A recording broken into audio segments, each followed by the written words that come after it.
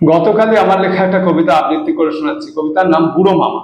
বুড়ো মামা বুড়ো নয়, আধ বুড়ো বিলকুল, মাথা ভরা কালো চুল, হিসেবেতে হয় ভুল।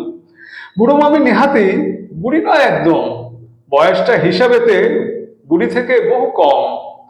বুড়ো বুড়ি নয় বুড়ো, আমাদের প্রিয়জন, সোহম একটি ছেলে, মন পড়ে সারাক্ষণ।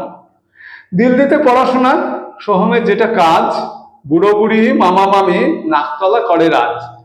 কার কিসে অসুবিধে, বুড়ো মামা ছুটে যায়, বুড়ো মামি পাশে থাকে, সদাশয় এই রায়। উৎসাহ নাটকেতে, পুজো বলো থাকবেই, সকলের মাঝখানে মামা ছাপ রাখবেই।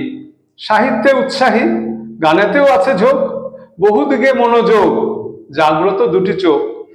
গোবিন্দ সাথে ভালো যোগাযোগ মামাদের, আমিও সাথেতে থাকি, দেখা হয়ে যায় ফের।